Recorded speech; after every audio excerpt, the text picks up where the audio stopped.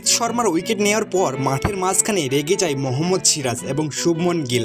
এমন এক সেলিব্রেশন করে যে স্টেডিয়ামে উপস্থিত সকলেই অবাক হয়ে যায়। তোমাদের অবশ্যই সিরাজ এবং শুভমন গিলের সেই মাথা খারাপ করা সেলিব্রেশন দেখাবো, কিন্তু তার আগে মোহাম্মদ সিরাজ, জাসপ্রীত বুমরা এবং কুলদীপ যাদবের মধ্যে সবচেয়ে ভয়ঙ্কর বলার কে তোমার মতে? সেটা অবশ্যই নিচে কমেন্ট করে আমাদের জানাতে ভুলো না।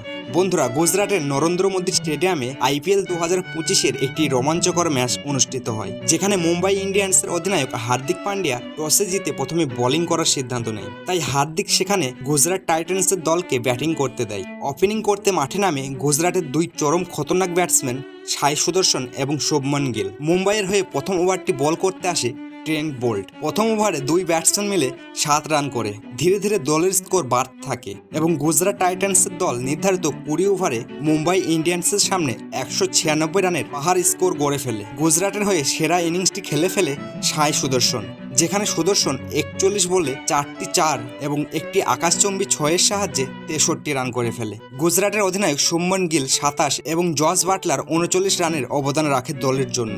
মুম্বাই ইন্ডিয়ান্সের হয়ে সেরা বোলিংটি করেছিল তাদের অধিনায়ক হার্দিক পান্ডিয়া।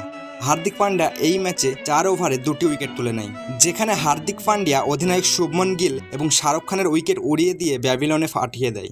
197 রানের লক্ষ্য তাড়া করতে মুম্বাই ইন্ডিয়ান্সের হয়ে প্রথমে ব্যাট করতে নেমেছিল বিপজ্জনক ব্যাটসম্যান রোহিত শর্মা এবং রায়ান রিকেলটন। গুজরাটের হয়ে প্রথম ওভার বল করতে আসে মোহাম্মদ সিরাজ এবং দ্বিতীয় ও তৃতীয় বলে রোহিত শর্মা অসাধারণ 4 মারে, কিন্তু ওভারের চতুর্থ বলেই রোহিত শর্মাকে ক্লিন বোল্ড করে দিয়ে মুম্বাইয়ের প্রথম ধাক্কা দেয় সিরাজ। মাত্র 4 বল মোকাবেলা করে 8 রান করে প্যাভিলিয়নে ফিরে যায় রোহিত শর্মা।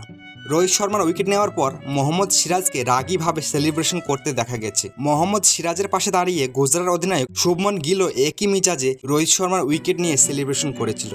যদিও মোহাম্মদ সিরাজ এবং শুভমন গিল ভালোভাবে সেলিব্রেশন করতে পারত, কিন্তু যেভাবে তারা দুজনে সেলিব্রেশন করেছে কিছুটা সবাইকে অবাক করে দিয়েছে। এই কাণ্ড দেখে স্টেডিয়ামে উপস্থিত সকল দর্শকও অবাক হয়ে গিয়েছিল এবং সকলে নিজের চোখকে যেন বিশ্বাসই করতে পারছিল না। সিরাজ ও গিলের এই জঘন্য সেলিব্রেশন দেখে রোহিত শর্মা নিজেও হতবাক হয়ে যায়। রোহিত শর্মার মুখে রাগ স্পষ্ট দেখা যাচ্ছিল এবং দুই খেলোয়াড়ের আচরণের জন্য খুবই দুঃখিতও দেখাচ্ছিল রোহিত শর্মাকে, কিন্তু রোহিত শর্মা নিজেকে সামলে নেয় এবং কিছু না বলে চুপচাপ মাঠ থেকে বেরিয়ে যায়। কিন্তু বন্ধুরা, এখন তোমাদের কি মনে হয় এবারে বেঙ্গালুরু, মুম্বাই এবং চেন্নাইয়ের মধ্যে কোন দল IPL-এর এই চমৎকার ট্রফিটি জিততে নেবে? সেটা অবশ্যই কমেন্টে জানাবে। আর ক্রিকেট ভিডিও ভালো লেগে থাকলে আমাদের চ্যানেলটি অবশ্যই সাবস্ক্রাইব করে নিও।